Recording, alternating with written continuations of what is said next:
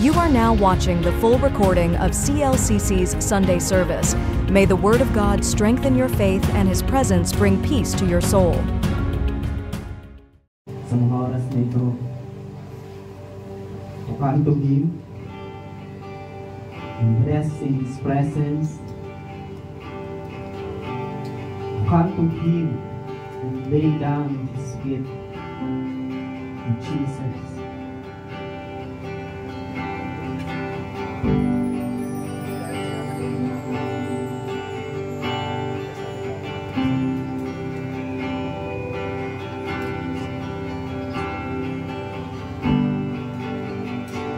God's arms open wide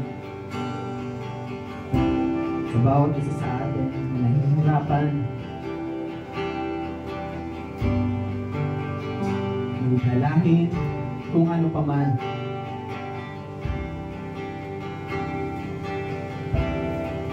Jesus said, just come to Him.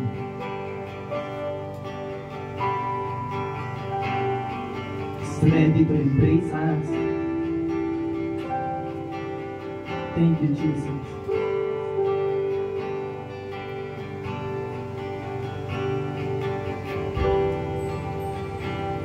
Pawilan natin ang Panginoon. Are you hurting, broken within? Over and find a way of your sin. Oh, Jesus is calling you. Have you come to the end of yourself? Do you thirst for a drink from the well? Oh, Jesus is calling you.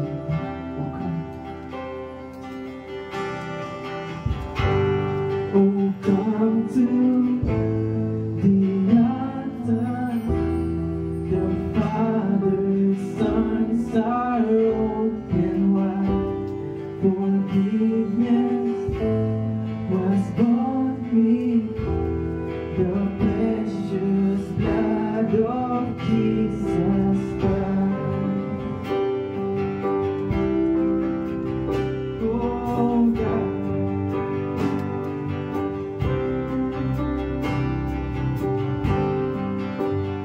leave behind your regrets and mistakes. Come today, there's no reason to wait. Oh, Jesus is calling. Oh, come to the altar. The Father's arms are open wide.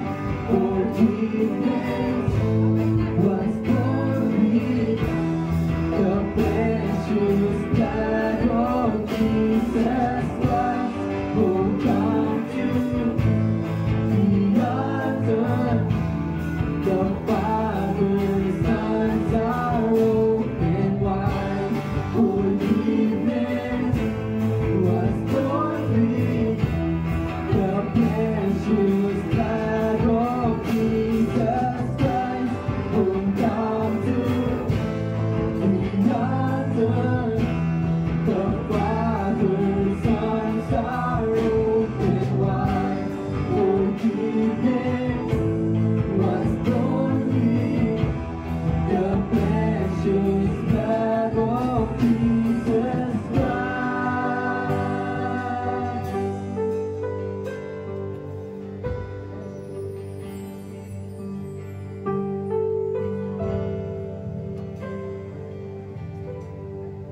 Oh, what a Savior!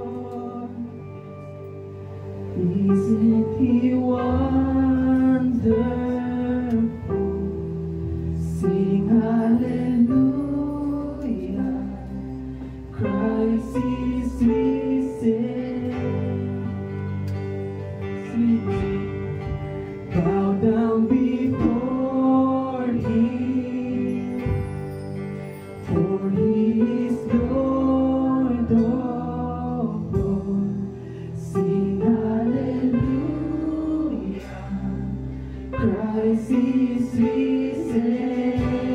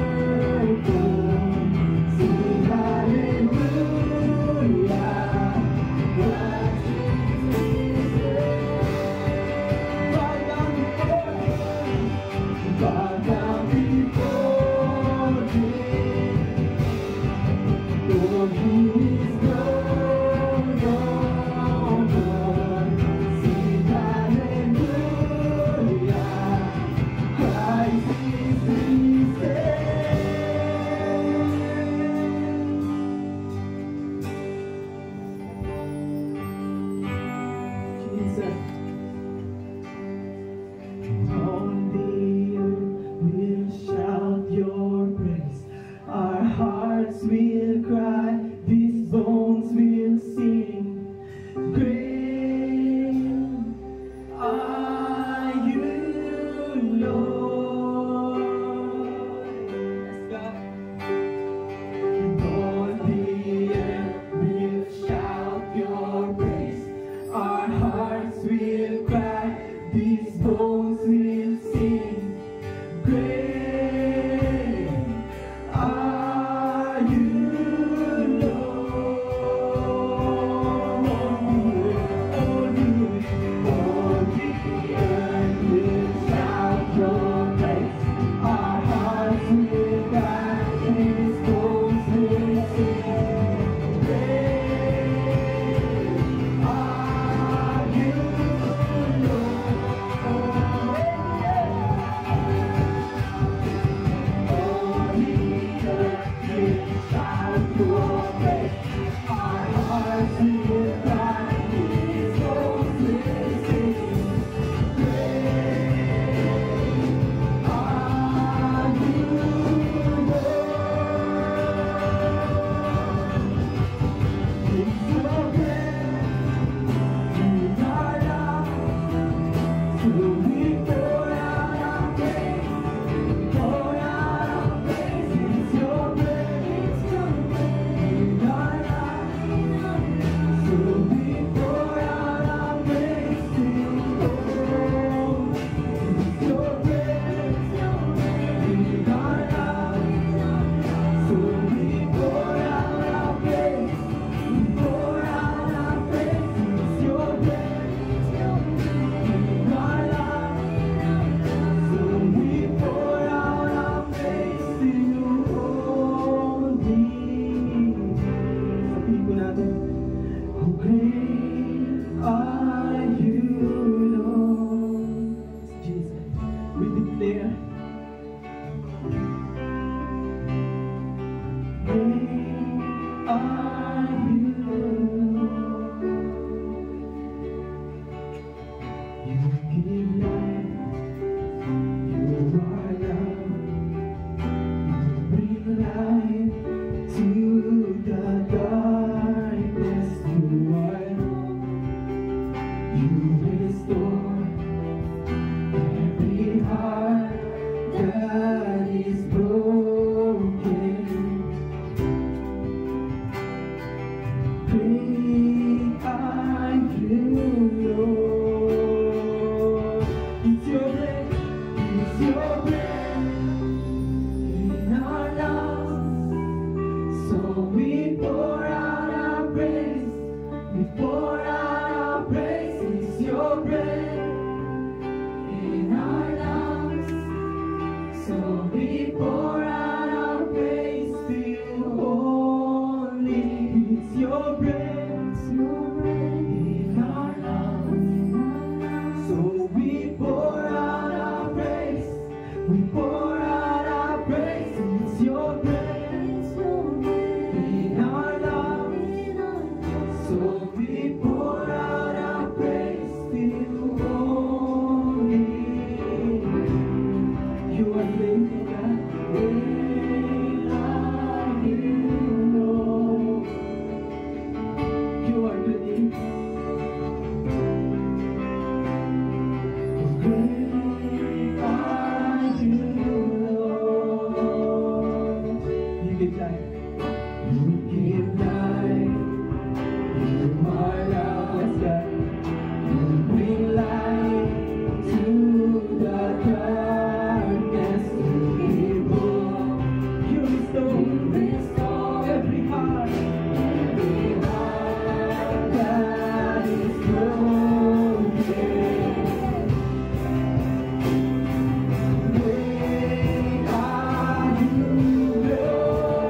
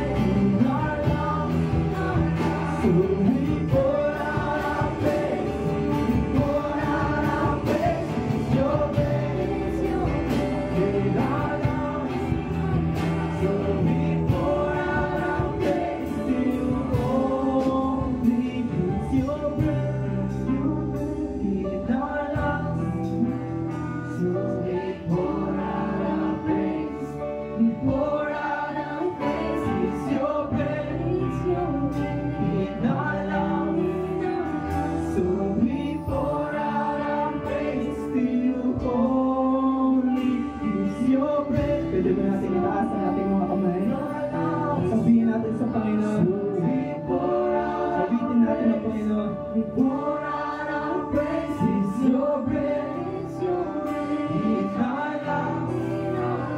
So we pour out our praise to you only. It's your breath in our lives. So we pour out our praise. We pour out our praise. It's your praise in our lives. So we pour out our praise to you only. Great are you, Lord.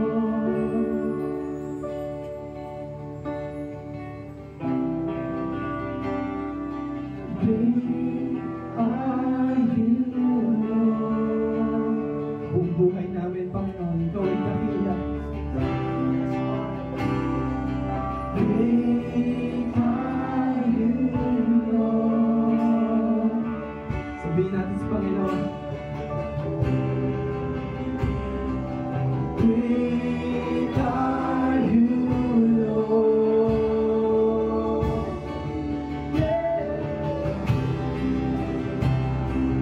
Great are you, Lord. Hindi magsasawa, O Diyos. Sasabihin ka. Great are you, Lord.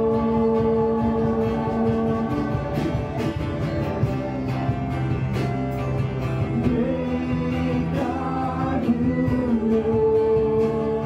Great are you, Lord. Great are you, Lord. It's your breath in our lungs. So we pour out our praise. We pour out our praise. It's your breath in our lungs. So we pour out our praise to you only. It's your breath in our lungs. So we pour out our praise. We pour out our praise. It's your breath in our lungs. So we pour out our praise to you. It's your breath in our lungs. So we pour out our praise. We pour out our praise. It's your breath in our lungs. So we pour out our praise to you only. Great are you, Lord. That's it. Great are you, Lord.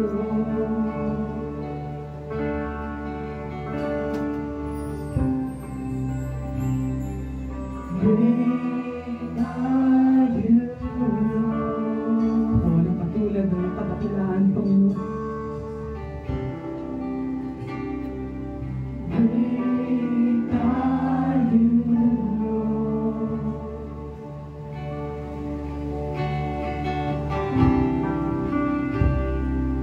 Great are you, Lord. Siyang tunay, O Panginoon.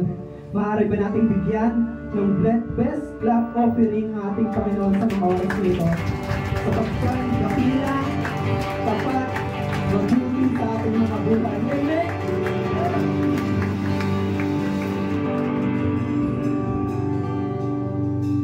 Amen! Hindi lang siya basta dakila. Siya ang ating dakilang manunubos. Amen! At sa mga oras nito, ating awitin ito sa Panginoon na may pagpalakpak, paglundag, pagsayaw. Amen po. Gawin natin ito para sa Panginoon. Amen.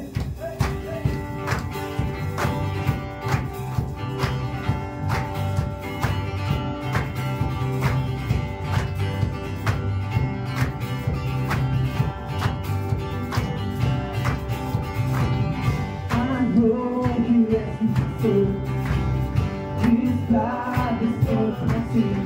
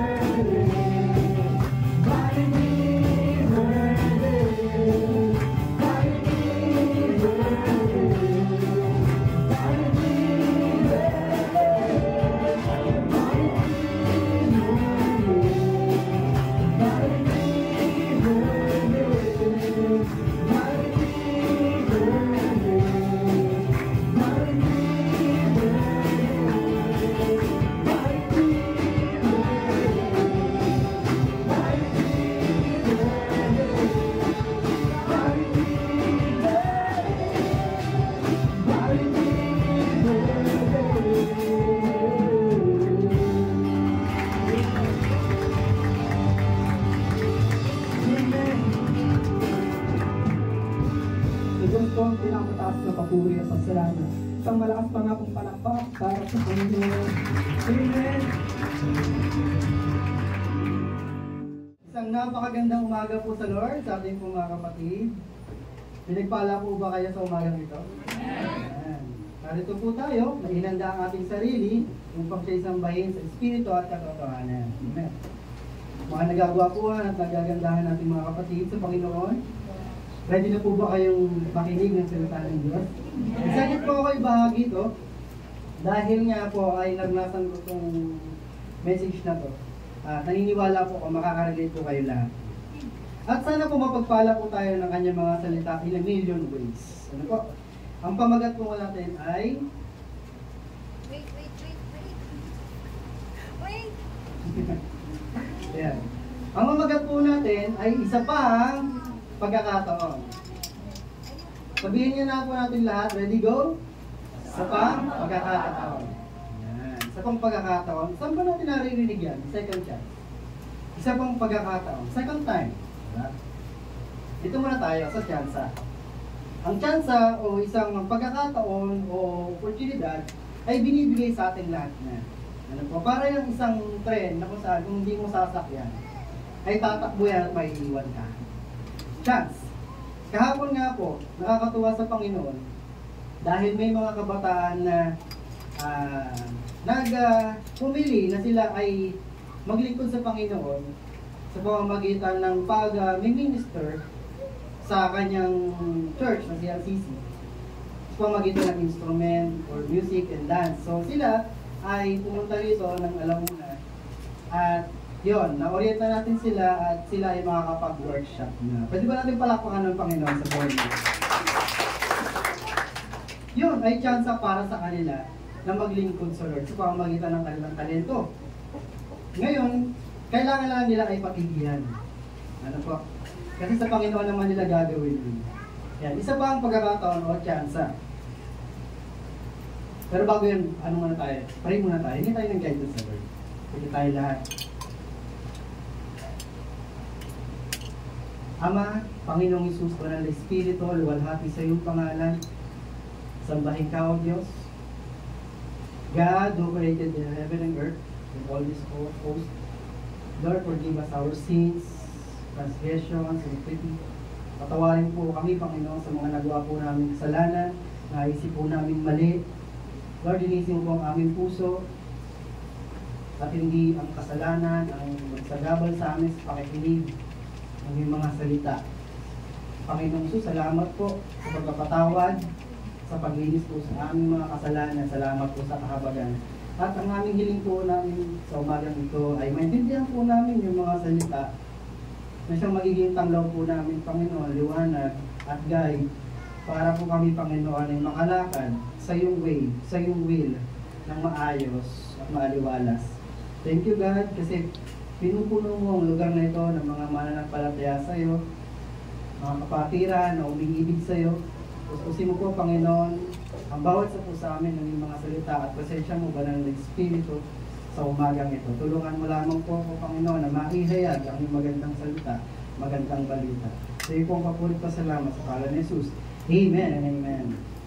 Ayan, isa pa ang pagkakataon. Paano nga ba natin malalaman na binibigyan tayo ng Lord ng second chance? How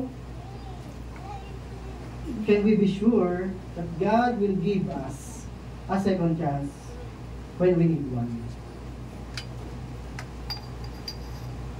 Paano ba natin muna, bago tayo dumako dyan, paano ba natin muna mabibigyan ng isa pang pagkakataon ang mga tao na nakakasalamuhan natin, pamahal natin sa buhay? Marami kasi na mga mag-asawa, muntik-muntik ka na maghiwalay dahil nakakagawa ng pagkakamali, nakakagawa ng pagkakasala. Pero dahil sa binibigyan ng kahit isa sa mga mag-partner ng second chance sa kanilang mga asawa, hindi natutuloy ang kanilang pagmamahal. Naintindihan niyo po? Yan din sa mga magkarelasyon.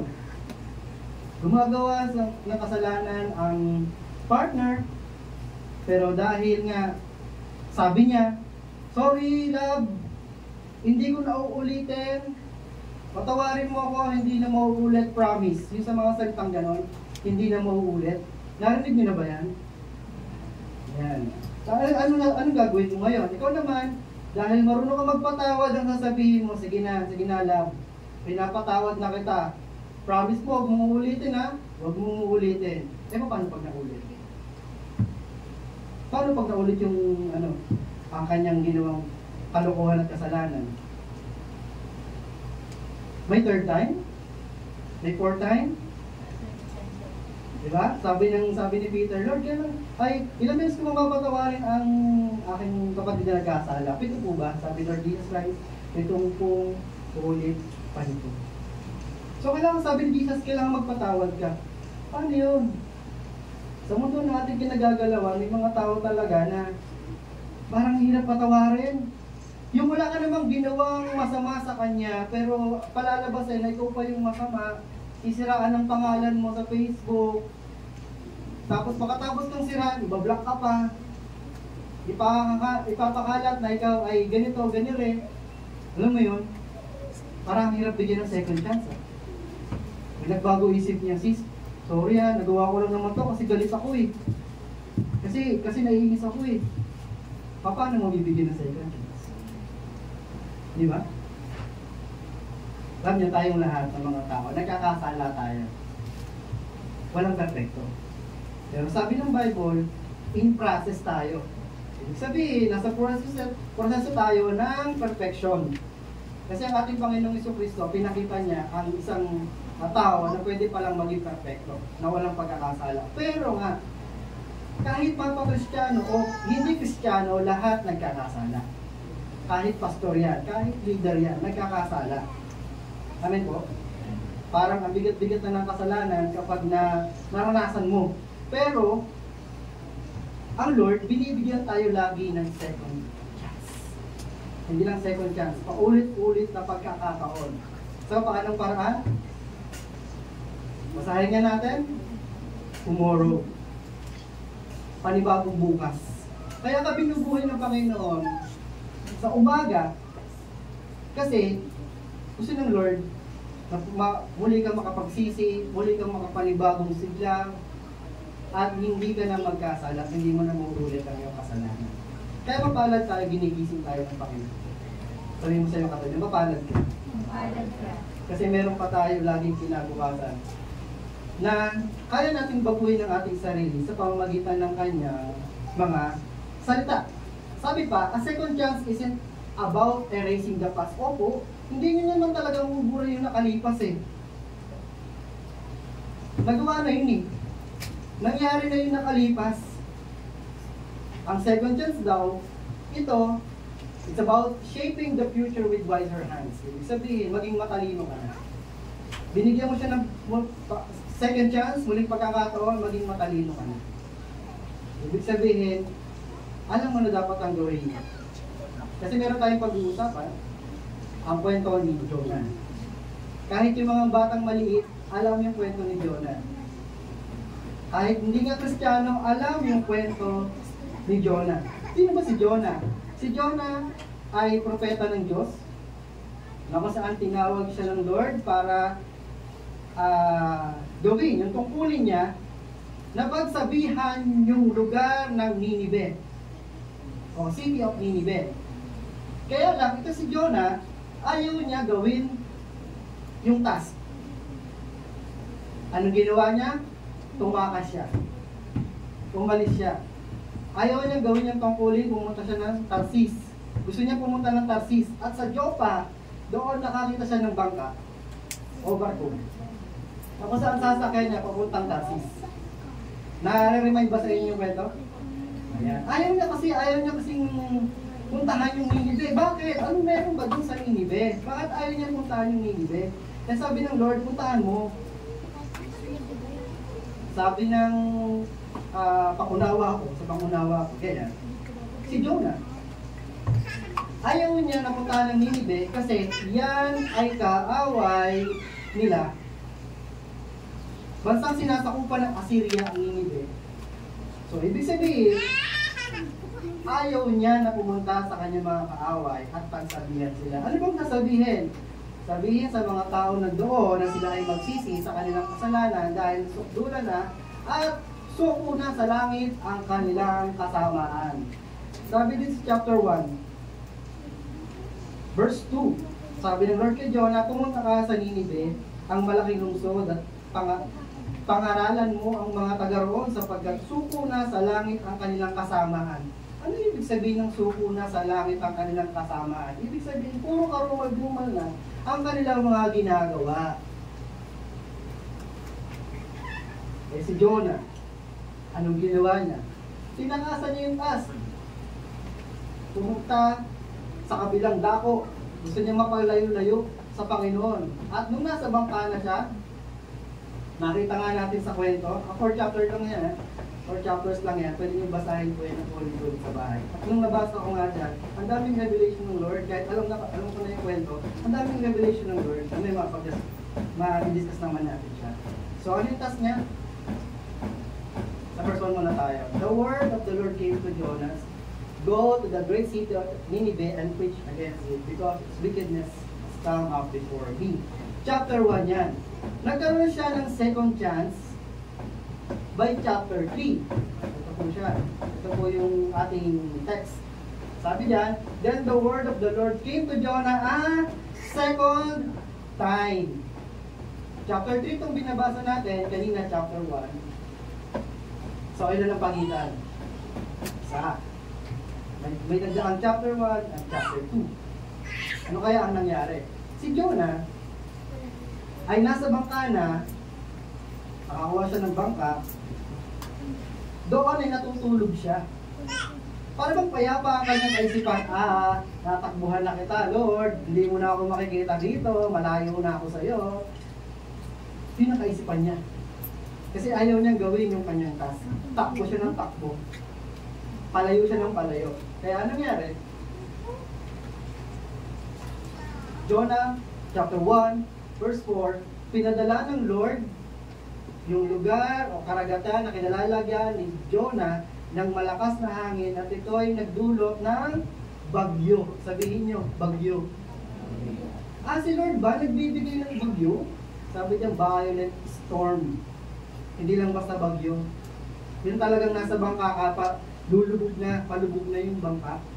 Ngayon yung mga tripulante dun sa barko na kinalalagyan ni Jonah, mga gising, at ang pray sila lang ng pray sa kanilang mga Diyos, tinatawag na nila lahat ng mga Diyos na alam na nila, pero walang nangyayari.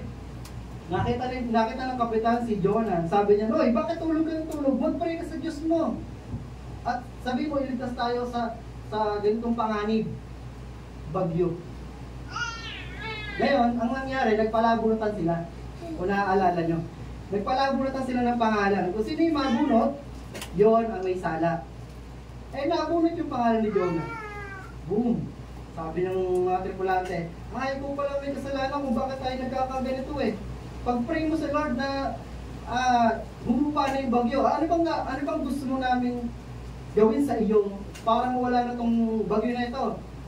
Alam nyo nangyari? Sabi ni Jonah, sige, ihulog niyo lang ako sa dagat.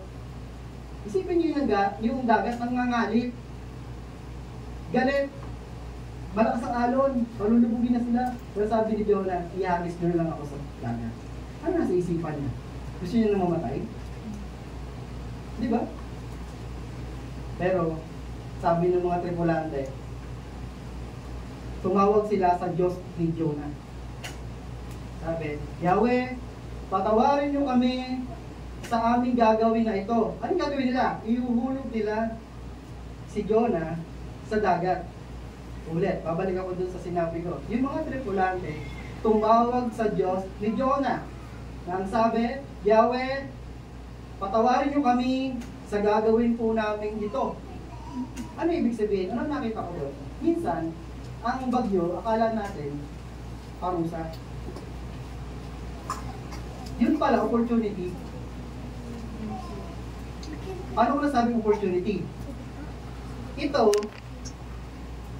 dun sa tripulante na nagpe-pray, sabi, Yahweh, patawarin mo kami sa gagawin po namin ito. Ibig sabihin, alam nila na totoo ang Diyos ni Jonah. Tama? Na kanina, ang dami nilang tinatawag na Diyos, pero wala nangyayari. Tama? Pero nakakilala yung mga tripulante at yung kapitan ng barko na sinasakyan ni Jonah. Dahil bakit? Sa inakakala natin parusa para kay Jonah, yung bagyo. So, ibig sabihin, opportunity rin pala, yung bawat pinapadala ng Lord, na akala mo kurot, akala mo pitig ng Panginoon kasi ang kulit-kulit mo, takbo ka ng takbo, alis ka ng alis sa taas na ginagawa mo. Minsan may ganun ba kayong karanasan? Yung takbo ka ng takbo, maalis ka, hindi mo ginagawa yung pinagagawa ng Lord. Tapos minsan madadapa ka, o kaya minsan maka-aksidente ka, yung mga ganun mga pangyayari Kung hindi pa kayo nakakaranas, huwag nasa yun. Masakit din yan. Tingnan mo si Jonah, nakaranas ng pakisigaw-sigaw ng mga kapitan, mga tripulante, imagine niyo yun. Nasa loob ng barko. Tapos yung mga tripulante, nakaranas ng bagyo. Halos lumubog na, halos mamatay na sila. Pero nakakilala sila sa Panginoon. Amen? Kaya nga lang, si Jonah naihulog na. Pumaya pa yung bagyo ngayon. So maaari lang, pero wala sa sa Bible. Ano lang to? Kalaruan lang ng isip ko. Maaari yung mga tripulante at yung kapitan, dahil nakakilala sila sa Panginoon ni Jonah, pagdating nila sa Tarsis, ay maipamalita nila, nakaranas kami ng totoong Diyos. Amen? Naipamalita nila yung magandang balita. So meron pa rin dulot, magandang dulot. Yung pagbibigay ng Lord ng malakas na hangin at nagbigay ng bagyo. Nga lang, si Jonah, nandun na sa karagatan, lumulubog na, buk, buk, buk, buk, buk, buk. Manda na siyang mamatay, manda na siyang malunod. Kaya lang, ano pa ang nangyari? Pinadalaan ng Lord si Jonah ng malaking isda. Nalagay ko lang dyan, balyena, pero hindi natin alam kasi kung ano talagang isda. Baka malaking tilapia, malaking hito, hindi natin alam, malaking galunggong. Hindi natin alam, kasi sabi ng Bible, huge fish, malaking isda. Pero yung si Jonah, nalulunod na. Pwede na siya, handa na siya mamatay, buk, buk, buk, buk. Maya may humigop sa kanya. Napakalaking isda. Bakit? Ba't kailangan mag-provide pa ni God ng huge fish? Kasi wala pang submarine noon. High-tech na ngayon submarine. Malay nyo, di ba? Kung ito si Jonah ngayon, biglang padala ka ng submarine ni God. Noon kasi wala. So, huge fish muna. Pero kakaiba talaga kumilos ng Panginoon. Alam niyo kung bakit? Kasi hindi mo inaasahan ng kanyang mga gagawin eh. Hindi mo maarog ng kaisipan mo kung paano siya kumilos eh. Si Jonah, handa na siyang mamatay. Bok, bok, bok, bok, bok. Bigla humigop eh. Hinigop siya ng malaking isda. Isipin niyo yun. 3 araw, 3 gabi siyang nasa loob ng tiyan. Wala siyang pagkain. Madilim. At mabaho. Walang saba. Isda eh. Diba? 3 araw, walang kain. Kuya, hindi ko kaya yun ah. Isang araw nga lang, tignan mo katabi mo. Isang araw lang yan. Gutom na gutom na yan, masakit na tiyan yan. Totoo yun, kaya niya yun. Ano ginawa ni Jonah doon? 3 araw, 3 gabi siya nasa loob ng tiyan, walang walang ilaw, hindi ka alam kung anong mangyayari. Kasi kung hindi mo alam, halimbawa, hindi mo alam yung mangyayari talaga. Next, dun sa mga chapter na yan, chapter 1, chapter 2, hindi mo alam. Kumari, hindi mo lang nabasa yung Jonah, yung book Jonah. Yung 3 araw at 3 gabi na nasa loob ng tiyan, anong possible na mangyari? Matulong siya doon. Baka may acid yung tiyan ng balyena. Di ba? Na-imagine yun? Malagas yung buhok mo doon, mga ganun. Maaagnas na. Kasi acid. Kasi wala pang makita, bubundol-bundol siya doon sa lalamunan ng balyena, bubundol siya sa ng balyena, ganun. Maglalakad siya doon. Pero sabi niya na, lululul siya, buk, bigla siya. Hindi niya nakita siguro yun. Bigla siya hinigop eh. Oxygen! Kaya lang ang dilim, wala kang makita. Nakahihinga siya. Chapter 2 kasi, doon yung makikita kung ano yung ginawa niya. Hindi naman siya magpakuya-kuya-kuy doon. Hindi naman siya, hindi naman siya magpanakol ng mga, ano bang isda to? Ganyan. Chapter 2. Tingnan natin. Sabi dyan, nang si Jonas ay nasa tiyan ng isda, nanalangin siya. For 3 days and for 3 nights, nanalangin si Jonah. Sabi, Yahweh, nang ako'y nasa kagipitan, nanalangin ako sa iyo at sinagot mo ako. Mula sa kalalimang walang katulad, ako'y tumawag sa iyo at dininig mo ako. Tingnan niyo yung mga prayers niya. Kasi, experience niya yun. Nakita niya yung miracle mula sa Panginoon at naniniwala siya totoo na mayroong Diyos na kanyang narinig sa chapter 1. Sabi pa, verse 8, inihulog mo ako sa pusod ng dagat, napadpad ako sa laot ng karagatan at natabunan ng malaking alon. Sinabi ko, nalayo ako sa iyo, kailan ko kaya makikita ang banal mong templo. Hinigop ako ng kalalimang hanggang sa tuluyang lumubog. Natabunan ako ng mga yagit. Yung prayer niya, dito makikita kung ano yung experience niya habang lumulubog siya sa dagat. Dilim na, tapos mga yagit. Tapos, ako'y nalubog sa ilalim ng mga bundok sa daigdig ng mga patay. Ngunit mula ro'y inihaon mo ako ng buhay. O Yahweh, aking Diyos, nang maramdaman kong mapupugto na ang aking hininga, naaalala kita, Yahweh. Ako'y dumaing at narinig mo ako mula sa iyong banal na templo. Ang mga sumasamba sa Diyos-Diyosan ay hindi tapat sa iyo. Ngunit magpapasalamat ako sa iyo sa aking mga awit. Ako'y mag-ahandog sa iyo. Tutuparin ko ang aking mga pangako sa iyo. O Yahweh, tanging tagapagligtas.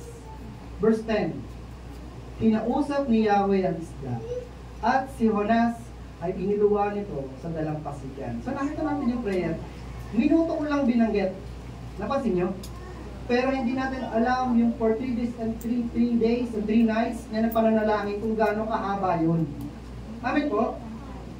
Sinasabi niya, ang dilim. Talagang madilim. Kasi nasa loob siya ng tiyan.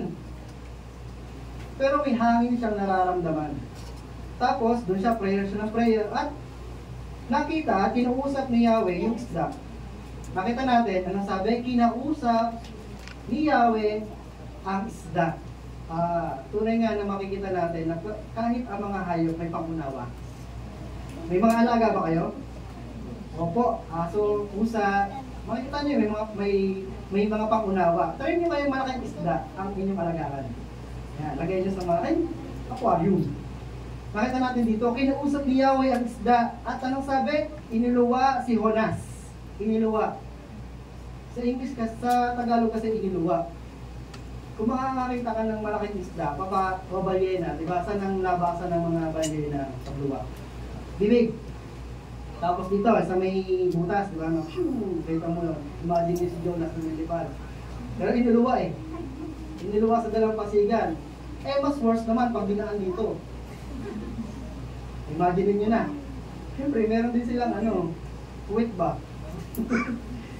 Pero sabi ng Bible, iniluwa. So, maniwala tayo, iniluwa. Sa bibig dumaan. Okay po, si Jonas, for 3 days and 3 nights na walang kain, nasa dalampasigan, kinausap muli ng Lord for chapter 3. Na ating ang verse nga kanina, sabi dyan, sinabi uli ni Yahweh kay Jonas. Yun sa Tagalog. Verse 2, pumunta ka sa lungsod ng Ninive. Kita nyo dito sa ating sa text ito.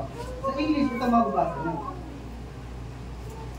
Arise, go to Nineveh, that great city, and call out against it the message that I tell you. Ito yung gagamitin nating verse, yung sumunod. Get up and go to Nineveh, that great city, and declare against it the proclamation that I commanding you. Kita nyo sa English, ang ganda. Pero sa Tagalog, babasahin nyo. Sabi doon, pumunta ka sa lungsod ng Ninive. Ganun lang, pumunta ka sa lungsod ng Ninive. Pero kasi makikita natin dito kung paano niya sinabihan si Jonas. Anong sabi? Get up and go. So nakita natin na si Jonas ay nabigyan ng second chance ng Panginoon. Ngayon, sa palagay nyo, si Jonas ba gagamitin niya yung second chance na binigay sa kanya ng Panginoon ng mas wise, ng mas matalino at hindi niya nauulitin yung kanyang pagkakamali ng una? Tatakbuhan pa ba niya ulit ang Panginoon? Hindi na. Susunod na siya sa Lord. Sasabihan niya na ang mga taga-Ninive. So, ibig sabihin, ang Diyos natin sinasamba is a God of a second chance. Lagi niya tayo binibigay lagi ng isa pang pagkakataon. Ulitin natin, isa pang pagkakataon. Marami sa Bible na mga karakter tayo mababasa, binigyan ni God ng mga isa pang pagkakataon o second chance. Tingnan natin dito. Si Moises, leader who lost his temper. Ano ba nangyari sa buhay ni Moises? Si Moises lang naman ay tinubad ang kanyang pagiging prinsipe dahil inalagaan niya siya ng isang prinsesa ng Egypto. Tinubad niya at namuhay parang isang Hebreo. Kaya nga lang, nakita niya one day, yung kakababayan niyang Hebreo, ako saan, binubuli ng mga Egyptyo. Kaya ito naman si Moises, hindi na siya nagdalawang isip, pinatay niya yung Egyptyo ng bubuli sa Hebreo. So, dahil sa takot niya, nagtago-tago na siya for 40 years. Kaya lang, binigyan siya ng pagkakataon ng Lord. After 40 years, sinabihan siya ng Panginoon, bumalik ka sa Egyptyo. Anong task mo? Palayain ang mga Israelita sa kamay ng mga Egyptyo. Oh, kita mo yun? Si Moises, murderer. Mamamatay tao, pero nabigyan ng pagkakataon. Amen. Sunod, ay bago sumunod si David, ito muna si Abraham. Si Abraham din, kumilala rin si Abraham, is a father of faith. Na kung saan, nabigyan din ng pagkakataon. Papaano? siya kasi ay nagsinungaling. Sabi niyo, nagsinungaling. Ganyan din kasi minsan yung pinag-aawayan din ng mga mag-aasawa. Pagtatago, nagsinungaling. Kaya naghihiwalay o muntik-muntik ang maghiwalay. Si Abraham, nagsinungaling siya dahil kasi yung kanyang asawa, si Sarah, ay napakaganda at trip siya ng parao. Kaya lang sabi niya, itong si Sarah ay kapatid ko. Na dapat ang sinabi niya asawa. Yun, pagkakamali niya yun. Pero nabigyan siya ng pagkakataon ng Panginoon. No? Pangalawa, si David, the king who committed adultery. Kilala niyo ba si David? Siya naman yung sumula yung ilan sa mga book of Psalms, sa mga awit. Pero nakita natin ang kanyang kwento, nagkasala siya sa Panginoon. Nung nakita niya si Bathsheba na naniligo. Kinuha niya yon, pero si Bathsheba may asawa, si Urias. Ano ginawa niya? Yung asawa ni Bathsheba na si Urias ay inilagay niya sa unahan ng mga batalyon ng mga mandirigma sa gera. Nang sa ganon, si Urias ay mamatay agad para makuha niya si Bathsheba. Ibig sabihin, nag-commit din siya ng murder. Bakit? Kasi nung si Urias ay pinapatay niya. So, pinagtakpan niya yung kanyang kasalanan ng isa pang kasalanan. So, mahirap yun. Pero, nabigyan siya ng second chance ng Panginoon. Nakita naman natin sa kwento. Sino pa? Si Samson. Diyan si Samson? Malakas na tao yan. The strong man who lost his way. Bakit? Sa babae na naman. Tingnan mo yung katabi mo. Huwag kayo lalaki. Tingnan mo yan. Sa babae kasi sila ay na natumbokso. So si Samson, dahil kay Delilah, nagkasala siya. Pero sa dulo ng kanyang buhay, nabigyan siya ng pagkakataon. Tinali siya sa, diba, sa pader, sa haligid. Anong prayer niya? Lord, bigyan niyo pa ako ng lakas. Nang sa ganun, mailigtas ko pa ang bayan mo sa kamay ng mga kaaway na ito. Ano ginawa ng Panginoon? Binigyan siya ng lakas. At sa huling hininga niya, sinabayan niya ng pag-iba ng pader na nakakamit doon yung kadena. Yun, patay yung mga kaaway nila. Tapos sino pa? Si Peter. Disciple who denied Jesus. Biruin mo yun, kasama mo for 3 years and a half. Tinuring mong kaibigan, tinuring mong pamilya. Magkasama kayong kumakain sa hapag. Magkasama kayong natutulog araw-araw. Pero nung si Jesus Christ ay malapit nang ipako sa krus, si Peter nakasunod doon sa malayo at may nakakita sa kanya, "Oh, Peter, ikaw di ba yung kasama ni Jesus Christ?" Ano sabi ni Peter? Di ako yun. Kakamali ka ng akala. Ilang beses daw? At sa pinakadulo nga sabi niya, hindi ako yun, pex man, mamatay man. Saksi ko langit. Umanong pa siya. Nakakaano yun, masakit yun, para kay Jesus Christ. At after niya i-deny si Jesus Christ, yun, tumilaw na yung manok. Pero, nabigyan siya ng second chance. Yung kwento niya, na-inspire din ako sa kwento ni Peter. Dapat nga yun yung hindi si Jonah. Pero pinili ko na si Jonah, no? Next time na lang si Peter. Si Peter, nangingisda kasama ng mga alagad din ni Jesus Christ. One time, nagpakita si Jesus Christ, o nagparinig, sabi ba naman, "May nahuli na ba kayo?" Sabi nila Peter, "Wala po." Sabi ni Jesus Christ, "Uhulog mo ulit." Kasi kaya ni Jesus utusan ng mga isda. Tama? Nautusan niya yung malaking isda eh. Yung maliliit pa kaya. Pero ang lalaki nun, nahuli nila. Yun. Kaya nalaman lang si Jesus yun. Tapos nandun na sila sa pangpang. Pakiclick ko na lang. Sabi ni Jesus kay Peter, "Peter, do you love me? Peter, do you love me? Peter, do you love me?"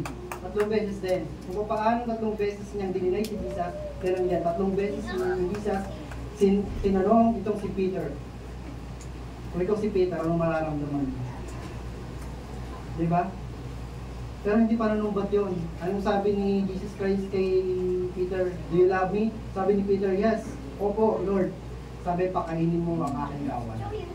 May taas pa rin siya. Yun yung pangalawang pagkakataon na binigay kay Peter na dapat hindi niya sayangin. Yan din tayo. Pag binibigyan tayo ng pangalawang pagkakataon, huwag mo nang sayangin. Diba? Sabi mo, huwag nang mauulit. Diba? Sabi mo, hindi na mauulit. So, gawin mo yun. Pangalawang pagkakataon. So, panglima, si Paul. Dirin mo, nangangabayo yun. Papatayo ng mga Kristiyano. Magtago na kayo. Andyan na ako. Pag nakahuli ko kayo, kadinaan ko kayo. Papatayin ko kayo. Ayan si Paul. Pero ano nangyari? Sa kalagitnaan doon sa daan ng Damascus, kalagitnaan ng araw, katanghali ang tapat, bigla nakakita siya ng liwanag. Boom. Sabi ba naman niya, sino po kayo, Panginoon? Ay, nagsalita muna yung isang tingin, sabi niya, bakit mo kayo inuusig? Bigla siya nagtanong, sino po kayo, Panginoon? Ano sabi nung liwanag? Ako to, si Jesus Christ na iyong inuusig. Nabigyan siya ng pangalawang pagkakataon. Pero alam niyo po, nabulag pa siya ng konti. Ang ilang panahon, nabulag pa siya. So doon sa pagkakabulag niya, na-meditate niya ang Panginoon, kung sino si Jesus Christ, humingi siya ng tawad, na kung saan kasi pinipersecute niya, yung mga alagad ni Jesus. Ngayon, ano nangyari kay Paul? Si Paul lang naman ang ilan sa mga sumulat sa New Testament. Tapos, naging apostol ni Jesus Christ at nakapagtayo ng mga maraming churches sa Asia. Hindi sa Asia natin, sa Minor Asia, bandang Middle East. So, ang galing. Ang galing talaga ng second chance na binibigay ng Panginoon. Meron ka pa rin pag-asa. Sabihin mo sa'yo kapatid, marami kang pag-asa. Kasi kahit nga sila, murderer, idolatrer, sinungaling, mamamatay tao, pero nabigyan ng pag-asa. Kaya ako naniniwala kahit yung mga nakakulong, pag nabigyan sila ng second chance at magbago at mag-repent talaga, magsisi sa kanilang ginawa, may malaking gampanin sila sa mundo. Di ba? May gampanin sila sa community. Pero nakakalungkot. May mga babalitaan kayo sa TV. Kami kailan lang. Mayroon ako nabalitaan. Bagong laya. Pagkatapos lumaya, ginawa ulit yung kasalanan. Yun. Nakabalik ulit sa kanyang gusto ata niya ulit paulit-ulit sa jail. Yun. Ngayon po mga kapatid, bakit sila nakaranas ng second chance? Ito naman yung tanong. Bakit sila nakaranas ng second chance? Kasi, kahit tayo nakaranas ng second chance, kasi, by His grace. Sabihin nyo, grace. Grace. Sabi ng Lord, get up. Sa unang point natin, get up. Kasi, kung hindi dahil sa grace, kung hindi dahil sa kagandaang loob ng Diyos, wala tayo dito. Wala tayo dito. Kasi, sukdulan, ang ginagawa ng tao, di ka sa tao ang magkasala. Di ka sa tao ang gumawa ng kasalanan. At kung wala ang kagandahang loob ng Diyos, ang biyaya ng Lord, hindi tayo makakaranas ng bagong buhay. Na kahit yung mga binanggit kanina, kahit si Jonah, ay binigyan ng pangalawang pagkakataon.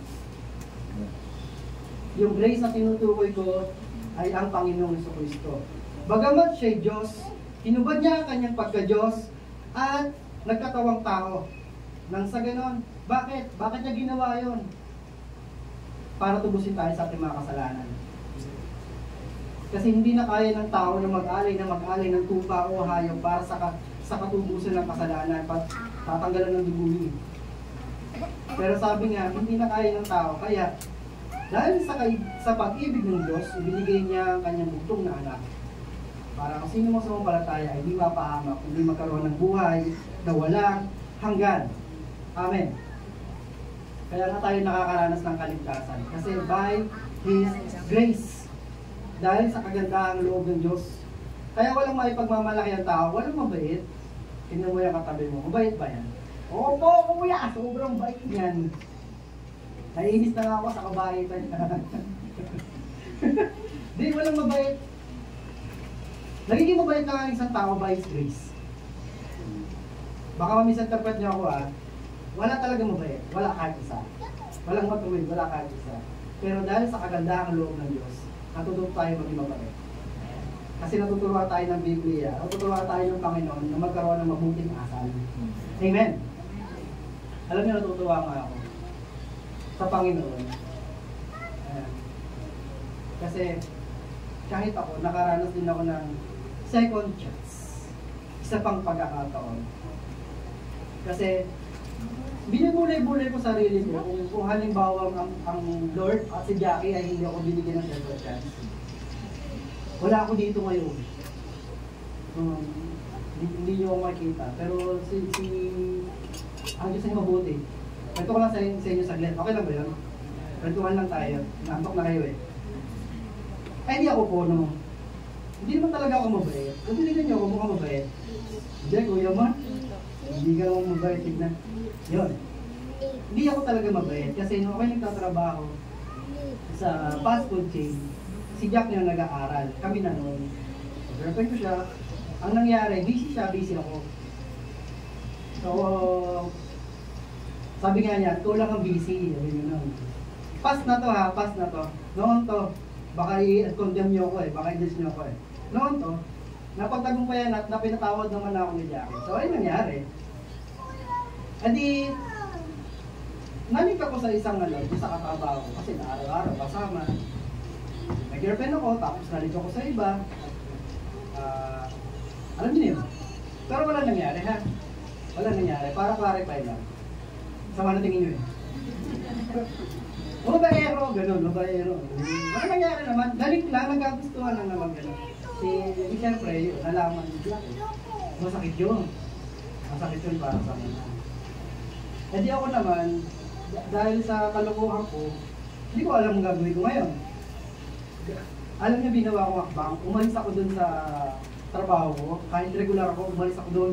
Kasi hanggat nandun ako, nabababad ako sa sa environment. Hindi ako makakalaya, hindi ako makakaalis. Inalis ko sarili ko.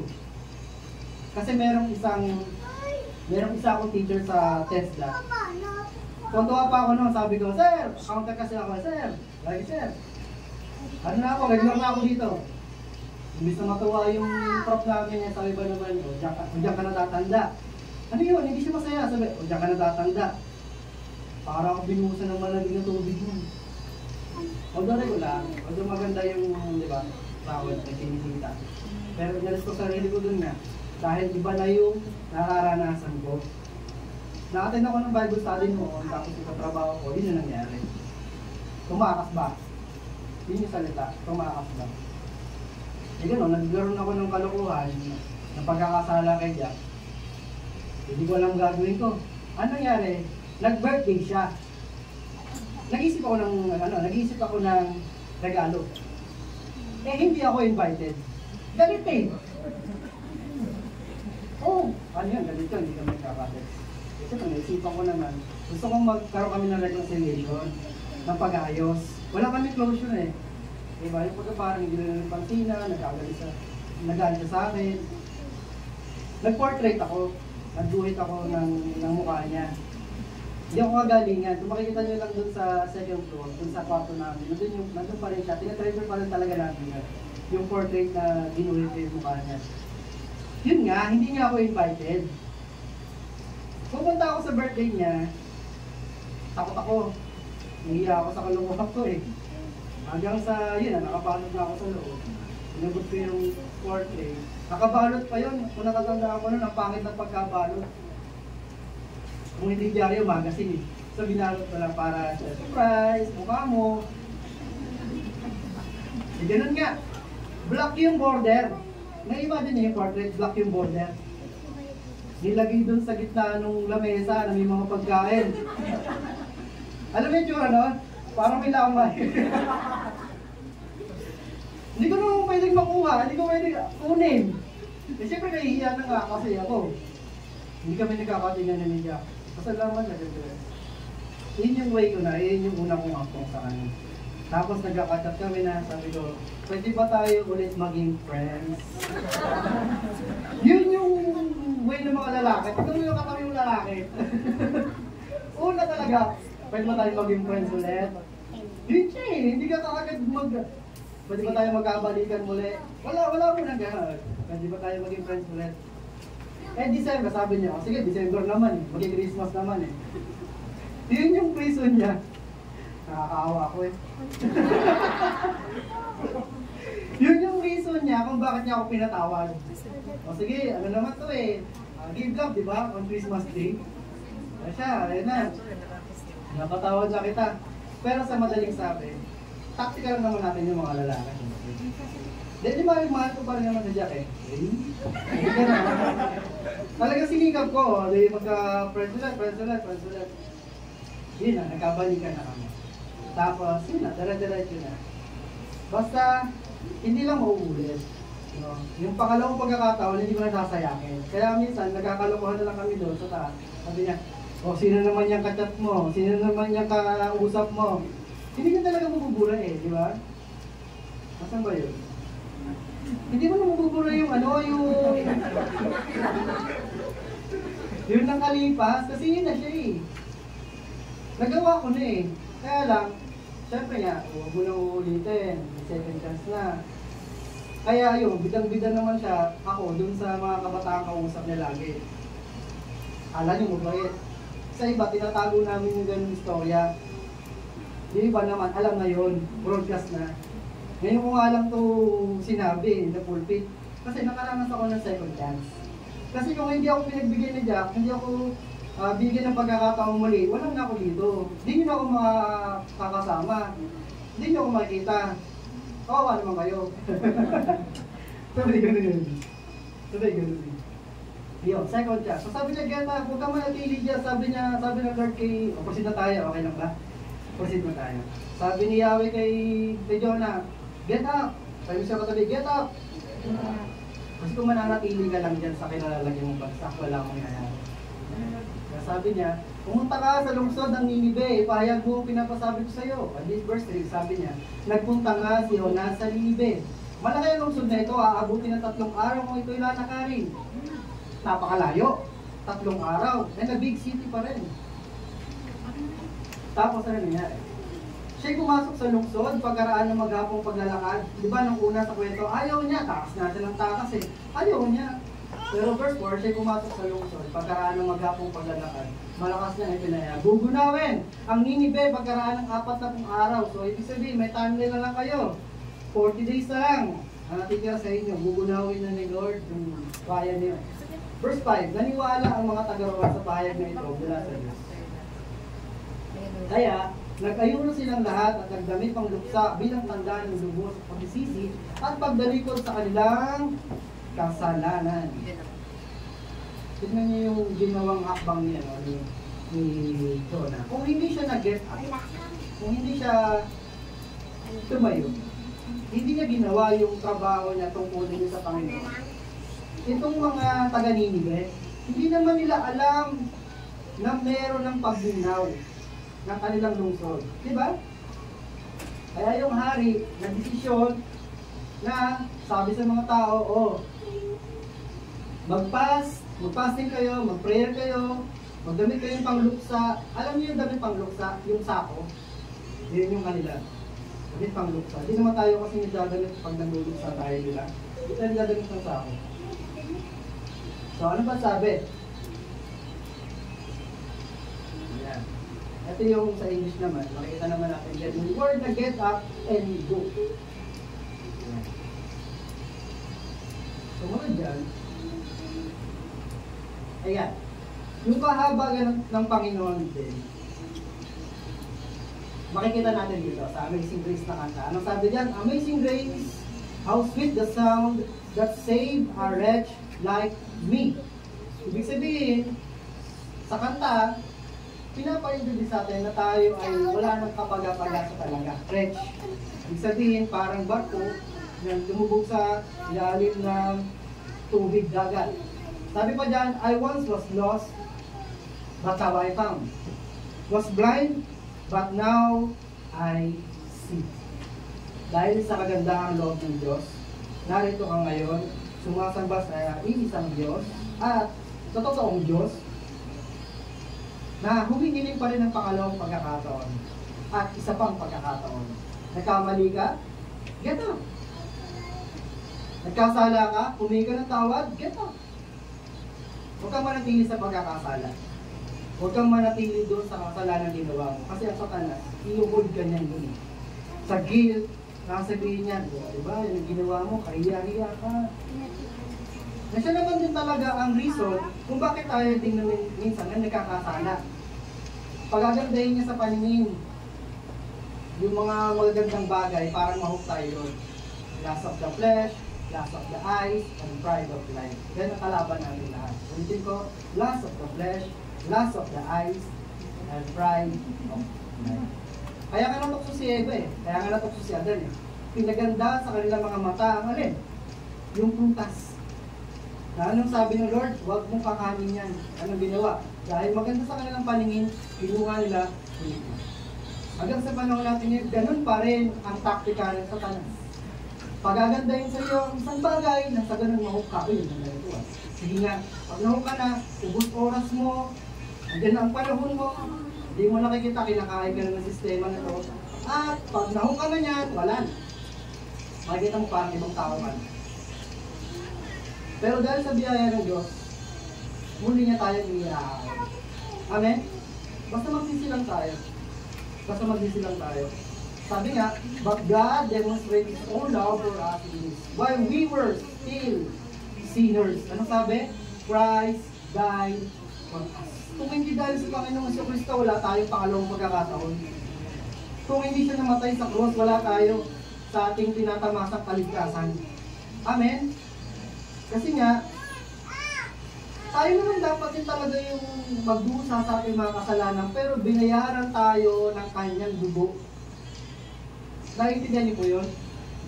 Namatay siya sa cross, bagamat sabi nga niya sa kanyang prayer, Ama, kung maaari lamang, alisin mo na yung sarong ito na aking pag-aaranan.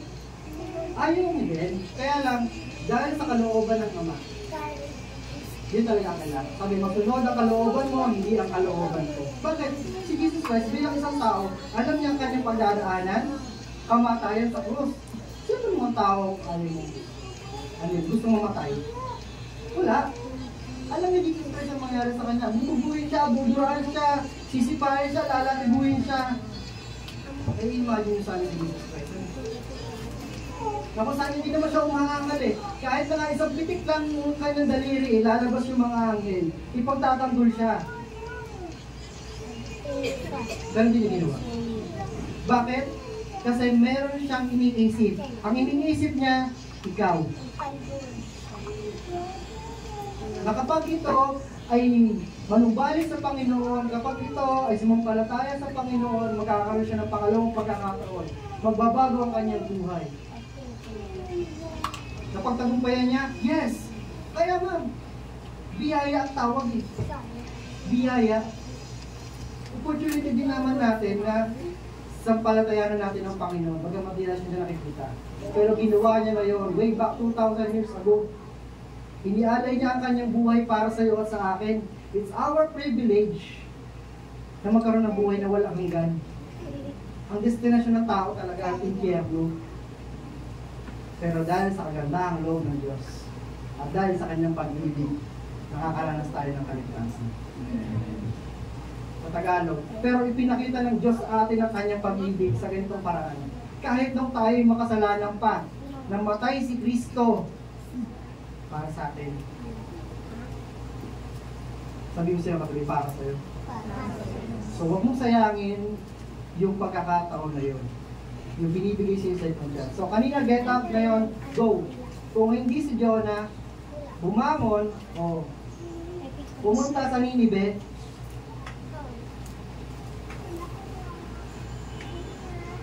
walang mangyayari kaligtasan mo sa Ninive. Balik ako sa kwento ng Jonah. Ayaw ni Jonah pumunta sa Ninive, bakit? Kaaway nila. Galit si Jonah doon. Pero, imagine niyo doon sa part na sinabi niya na doon sa mga taga-Ninive, magsisi kayo, bugunawin ang inyong lugar for 40 days. Ginawa ba niya yun with love o galit siya? Tanungin ko lang po kayo. Sa palagay niyo. Galit kaya siya o may pagmamahal na?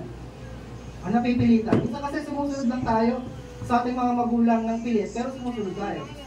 Nagagawa natin yung task pero pilit tayo. Sa palagay ko ito si Jonas, pilit pa rin yan. Kasi mababasa nyo sa chapter 4, pero hindi natin siya tatalakayin.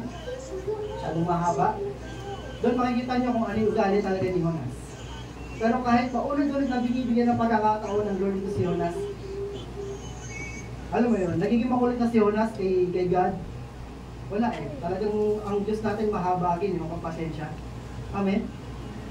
So, pilit pa yan. Yan.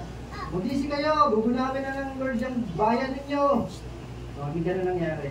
Dahil naniwala ang mga tao doon sa loob ng bayan ng Ninive, pinatawag sila ng Lord. Ano ibig sabihin pag-go? Ibig sabihin move, proceed, advance, progress. Diba? Kaya din. Mag-attempt ka ulit. Huwag kang sumuko. Huwag kang manatili. Nag-get up ka na, nakatayo ka na. Huwag ka na manatili dyan. Dumalaw ka, move. Kasi pagka gumalaw ka, may mangyayari. Okay? Sabi, verse 6, nang mabalitaan ito ng hari ng Ninive, umubahan siya sa kanyang trono. Tignan niyo yung senaryo. Si Jonas, hindi mismong pumunta sa hari para sabihin, oy hari, yung bayan mo, bubunawi na, makatapos ng 40 days. Walang ganon. Sumigaw lang to si Jonas. At nabalitaan ng hari. Yung babala. Anong sabi? Bumaba siya sa kanyang trono, naggubad ng balaban, nagdamit ng pangluksa at naupo sa abo. Ganon sila magano. Ganon yung way nila.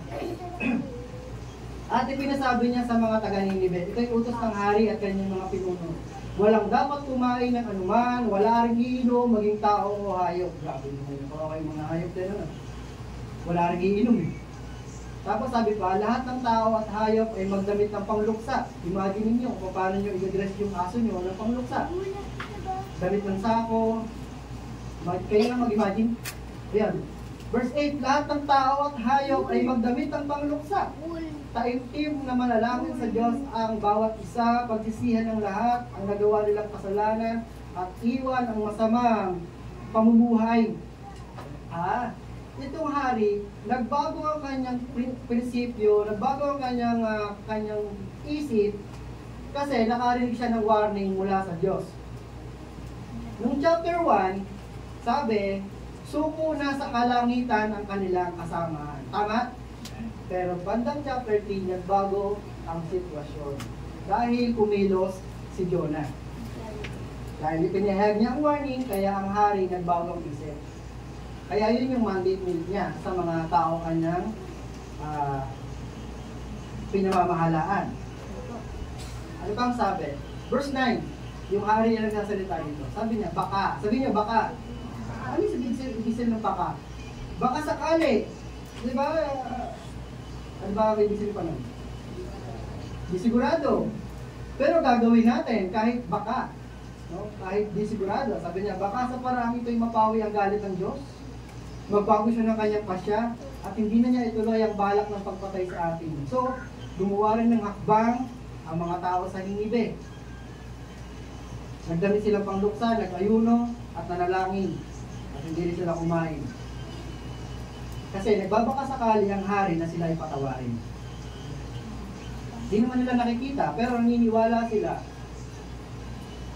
na totoo yung sinabi ng Jonas na yung pinapasabi ng Diyos. Verse 10, ito yung magandang balita para sa kanila.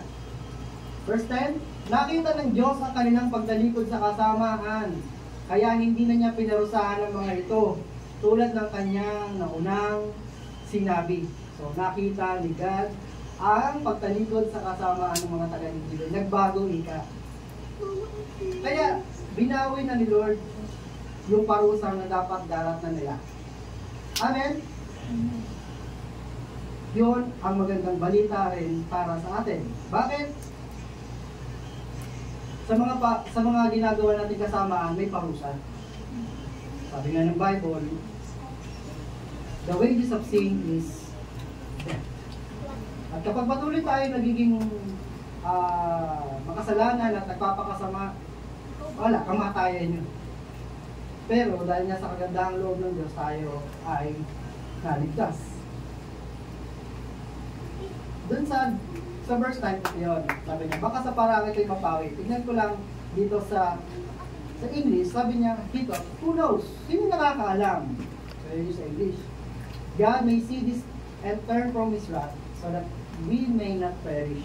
Alam niyo, may katulad dyan sa New Testament. 1 verse 9. If we confess our sin, He is faithful and just to forgive us our sins and to cleanse us from all unrighteousness. Ano ibig sabihin? Kapag daw tayo nagsasabi at pinapayag natin ang ating mga kasalanan sa Diyos, Siya ay tapat na papatawarin ang ating mga kasalanan at lilinisin tayo sa lahat ng ating karumihan.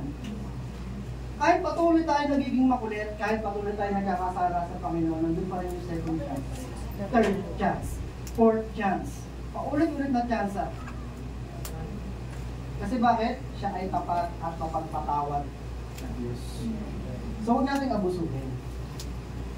Yun yung sinasabi ko naman, huwag niyo aabusuhin. Bakit?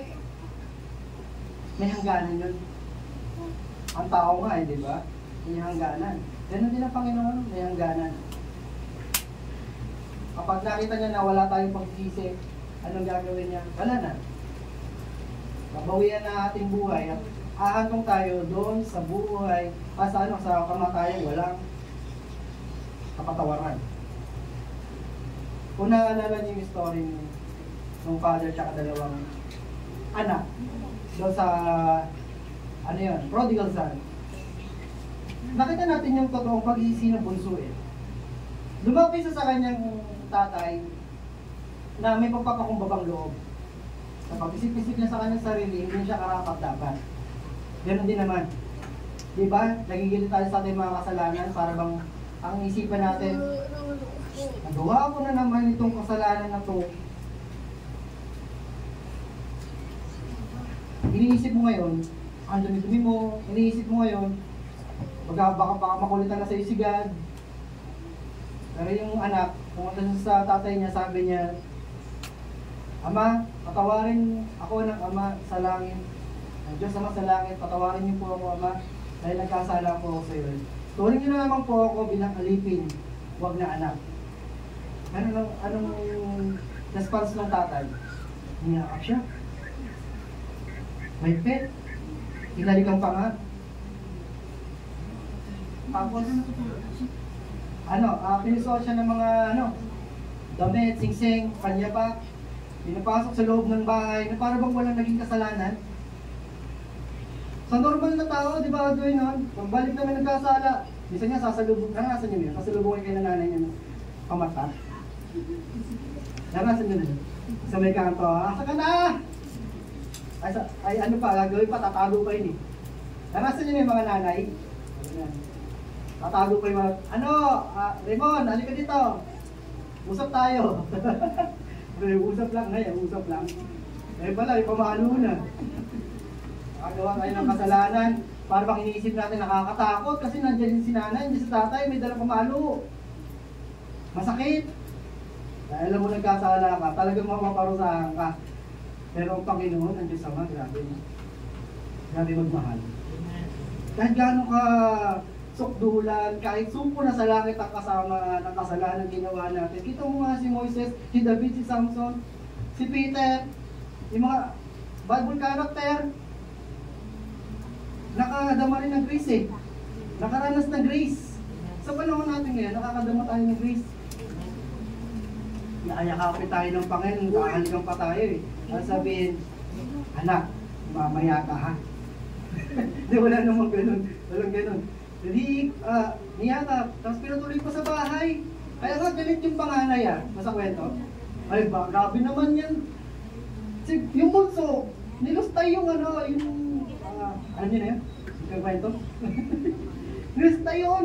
Tapos pagkahanda mo pa, pag-video mo pa, ano ba naman na pa? Iba naman kasi context na gano'n. Balik tayo sa topic natin. Isa pang pagkakataon. Sana naradama nyo din sa Panginoon yun eh. Yung kahit ulit-ulit tayo nagkakasala, nandiyan pa rin siya, handa pa rin niya kapin ka. Pabalik ka na. Sabi mo sa'yo katay, bumalik ka na. Kasi pagka natakot ka, tumakbo ka, imagine niyo yung isang bata, dahil natakot sa nanay, lalo lumayo, ayun o, pamalo! Takbo! Sasabihin, pagka binata na, bro, friend, pwede ba ako makitulog sa'yo dito? Ay bakit? si nanay, si tatay. Gumaganyan yung mga kabataan ngayon, gumaganyan eh. Naranasan namin kaya yun. Galit yung magulang. Kaya yung kabataan, nakitulog dito, hindi ko lang sabihin ng pangalan, kinabukasan, galit pa rin yung magulang dahil imbis na mag-sorry yung nanak, tinaguan pa niya, pumunta pa dito, ano yung ginawa doon sa gate, tinadyakan, masila-sila yung gate eh. Ay lasing pa, aga-aga lasing. Sinuhin mo yun, kaya pinalag ka dito, bata eh. Nasa ibang church na siya. Yun na yun. Pag hinahanapin ko sino yun. Yun po yun nangyari.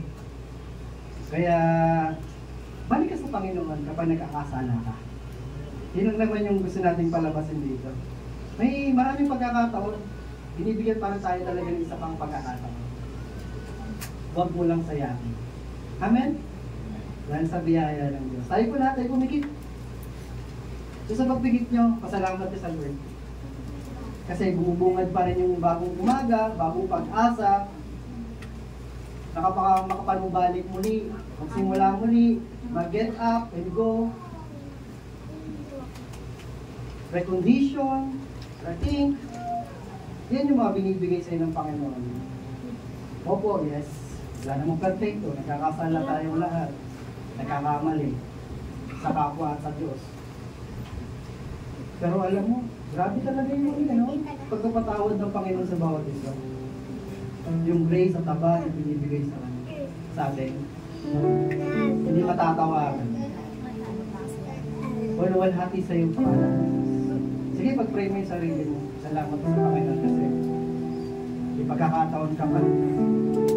Ganun din yung mga mahal mo sa buhay. Sa kabila rin naman ng iyong magtakbo, pag-alis, pag-ayaw sa tungkulin mo. Oo, may mga mararamdaman ka dyan ng mga sundot at pitik ng Panginoon, pero isipin mo may mga mangyayari din naman na pagkilala ng mga tao sa paligid mo. Kasi ikaw naman tinitignan ng kapitbahay mo, kaibigan mo. Totoo kaya yun Diyos na kinikilala nito? Yun yung mga tanong nila sa kanilang isipan. Salamat po Panginoon. Thank you God for your grace. Thank you for your mercy. Thank you for abundant love, Lord. Tingin ka ng patawad ng kapatid sa Panginoon. It's your time. May pagkakataon. Opportunity na makalapit ka sa Lord. Hindi lahat nabibigyan ng ganitong pagkakataon na makapagpuri sa Diyos ng malaya, makakanta sa Panginoon ng malaya. I-grab natin yung chance na yun. Pag-pray mo rin yung mga mahal mo sa buhay na sila man din ay mapatawad ng Panginoon sa kanilang mga kasalanan. Hindi naman ang gusto natin eh, makasama natin sila sa kalangitan. Sana dumating yung panahon na sila ay makakilala sa Panginoon. Tanggapin ang Panginoong Jesucristo bilang Diyos sa kanilang buhay, tagapagligtas. Kasi hindi natin kaya iligtas ang ating sarili. Kasi kung ganun man lang, hindi na sana bumaba ang Panginoong Jesucristo, nagkatawang tao. Pero hindi nga natin kaya eh. Hindi natin kaya maging mabait. Hindi natin kaya makaabot sa presensya ng Ama. Kaya ang Panginoong Jesucristo, ibad ang kanyang pagka-Diyos naging tao para tubusin tayo sa ating mga kasalanan. Masakit yun para sa Panginoon. Masakit yun para sa Ama. Na makita ang kanyang anak na ginubulbin, ginubulbong, nilalatigo, ipako sa krus, duraan, murahan. Masakit yun para sa Ama. Pero tinigis yun ng Panginoong Jesucristo para sa iyo at para sa akin. What a privilege. Grabe yung grace niya. Grabe yung habag niya. Grabe yung pag-ibig niya. At pinakita niya nung muli siyang bubuhay muli. Nakaranas magdadanas tayo ng bagong pag-asa, bagong buhay, kasama siya. At ang asa na sa kanyang pagbabalik ay madatnan niya tayo. May tamang puso, may maayos na pag-iisip. At makakasama niya tayo sa kaalapakan. Salamat po Diyos kasi nagbubunga na yung mga salita mo sa mga kapatid ko narin ito. Patuloy na makilala ka po namin ng lubos, O Diyos, Panginoong Jesucristo.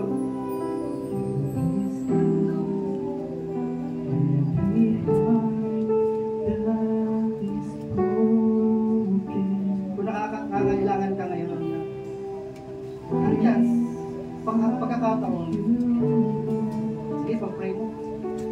Kamaya sa Lord. Hindi ka naman niya susumbatan eh. Hindi naman niya isa-isahin ang kasalanan. Magpasyayakapin ka niya. Patawarin ka niya. Para mo wala nangyari. Kasi nakikita ng Ama ay ang dugo ni Kristo. Siya nagpugas sa ating mga kasalanan. So we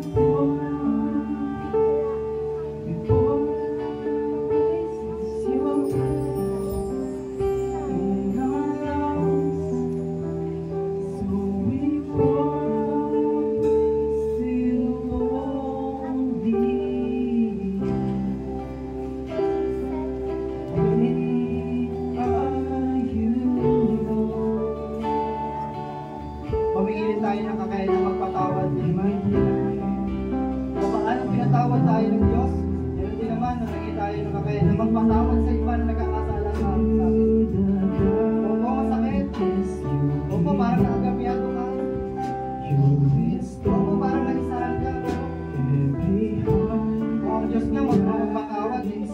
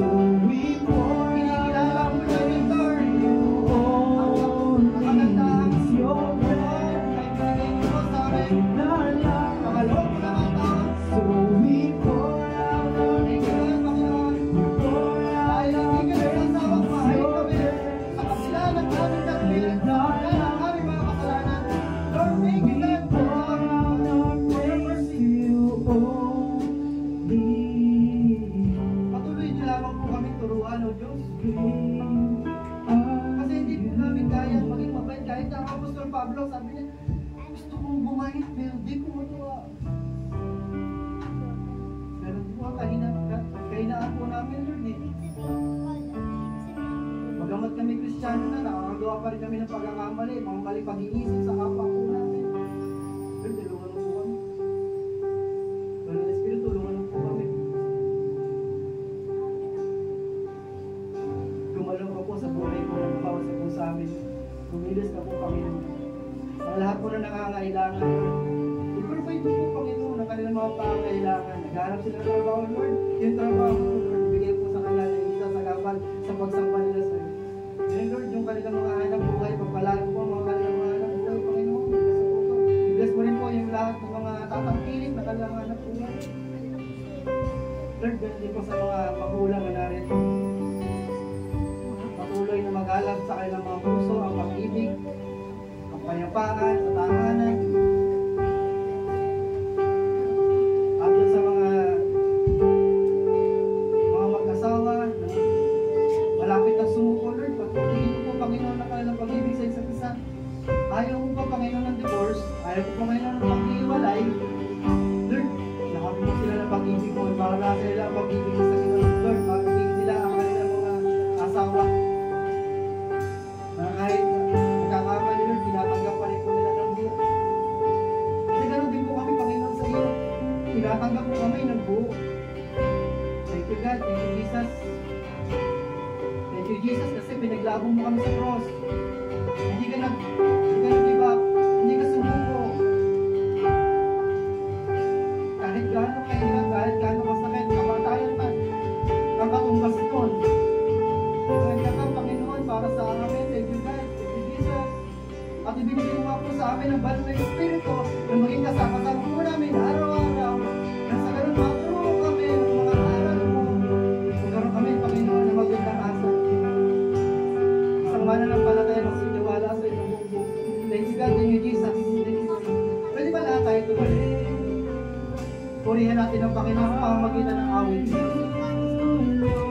Awitan natin siya with all our heart, with all our mind, with all our strength. All the earth will shout your Yes, Lord. Yes, Jesus. Our hearts will cry, these bones will sing. Great are you, Lord. Paborito, wala akong simbahan. All the earth will shout your praise. Our hearts will cry, these bones will sing. Great are you, Lord. All the earth will shout your praise. Our hearts will cry, these bones will sing. So great are you, Lord.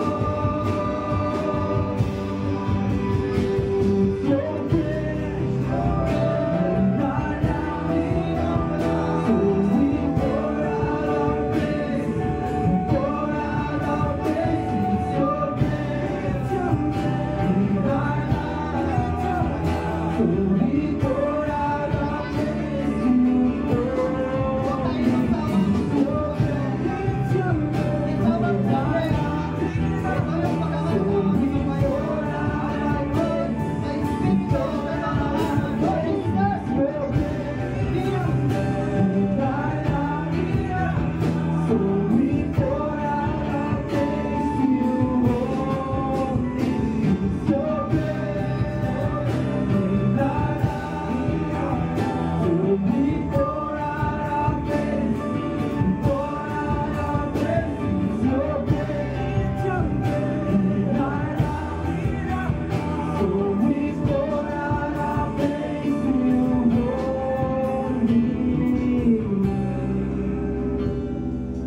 Great are you, Lord. It's your breath in our lungs, so we pour out our praise.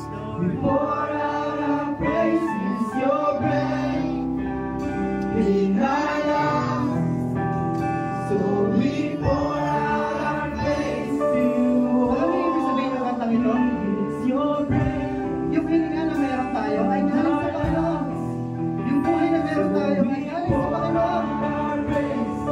We pour out our praise. It's your Kahit man lang sa awitan, in our lives. ipagkaloob We mo pour out our pagkalarapan sa praise to you pagkakas only. It's your praise in our lives. So we pour out our praise. We pour out our praise. It's your praise in our lives. So we pour out our praise to you only. It's your praise in our lives. Salamat po, We pour out our praise. We pour out our praise. It's your praise in our lives. So we pour out our praise to you only. It's your praise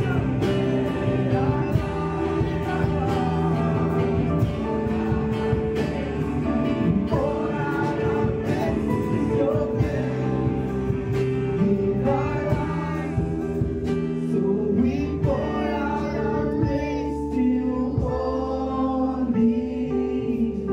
O sambahin ka, O Diyos. Pakilain ka. Pakilain sa Panginoon. Salamat po, Diyos, muli sa mga salita mo na aming narinig at naunawaan ngayong umaga. Aking dalangin, O Diyos, na maging tanglaw ito ang aming nilandas ng journey, pakikipagbaga sa buhay na ito. Opo, Lord, mahirap. Mahirap. Pero ikaw nga, Panginoon Diyos, kinaya mo. Hindi kami, Lord, ang kailangan po namin. Gabayan niyo po kami lagi. Samahan mo po kaming lagi.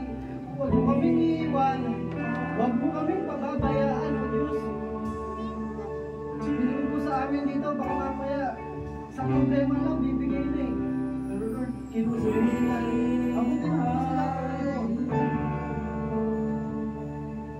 Kilala mo po kaming lahat, O Diyos. Alam mo po ang laman ng aming puso at kinalalagyan ng aming buhay. At ayon sa aming pananampalataya, naniniwala kami na may mangyayari sa buhay po naming mga himala. Magpapagaling ka ng may sakit, O Diyos. Dahil sa iyong sugat na natamo sa krus ng Kalbaryo, kaya kami mayroong kagalingan, O Diyos. Ganun din, Panginoon, magpapalaya ka ng mga puso na aalipin, ng mga addiksyon, ng mga bisyo. Lord, ikaw po, Panginoon, na magpapala sa mga pamilya na mayroong takot sa iyo. Kilos mo po, Panginoon, ng kanatahanan. Umutawi dito ang kapayapaan at pag-ibig at pagkasamahan. Pwede, Panginoon, yung mga estudyante na mayroong pangarap, Lord, ikaw ang may hawak ng kanilang future. Batid mo ang kanilang kainat na tulungan mo rin lang po sila, Panginoon, sa kanilang mga pag-aaral. At sa mga relatives po namin, sa mga kaibigan po namin, sa mga labas po namin, Lord, tinitiwala po namin sila sa iyo. Kilala mo rin po sila, Panginoon. Patawarin mo rin po sila sa kanilang mga nagagawang kasalanan. At makilala ka po ng kanila, Panginoong Jesucristo, one day. At makasama po namin sa pananambahan. Mahabag ka po po sa kanila, O Diyos. At mangyari na maranasan nila ang dakilang pag-ibig mo na siyang naranasan namin, O Diyos. Thank you, God. Thank you, Lord God. Tinitiwala ko po sa iyo ang mga anak mo na narito. Sumaamin nawa, Panginoon, ang pag-ibig, kapayapaan, bunga ng pananampalataya, ang kagandahang loob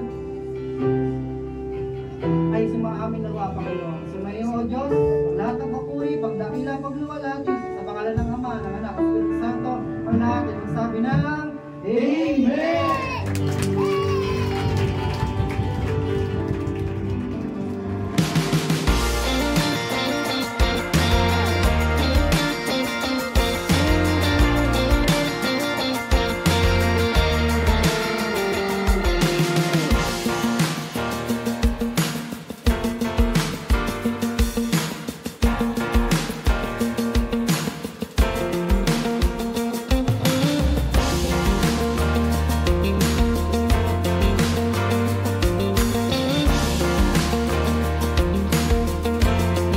Let's take a few moments to stay connected with what God is doing in and through our church family. Please tune in to these important announcements, opportunities to grow, serve, and fellowship together. Join us for morning devotion every Monday to Saturday from 5 a.m. to 7 a.m. live on our CLCC Facebook group. Come early, come expectant, and begin your day with the Word, worship, and a fresh encounter with the Lord. Let's grow together in faith, one morning at a time. We also invite you to a special time of seeking God together. Join us every Friday night from 7 p.m. to 8:30 p.m. for our prayer and Thanksgiving gathering. It's a sacred space to pour out our hearts, lift up our needs, and give thanks for all He has done. Come expectant. Breakthrough happens when we pray. And for our young champions, don't forget Amazing Kids, happening every Saturday from 9 a.m. to 11 a.m. right here at CLCC. It's a fun, faith-filled time designed especially for children ages 6 to 12, with Bible stories, songs, games, and lessons that build strong foundations in Christ. Your kids will love it. We'd love to see you again next Sunday. Join us for our Sunday services here at CLCC. We have 2 worship services every week. First service starts at 8 a.m. and second service at 10 a.m. Come early, come expectant, and bring someone with you. There's always a seat for you in God's house.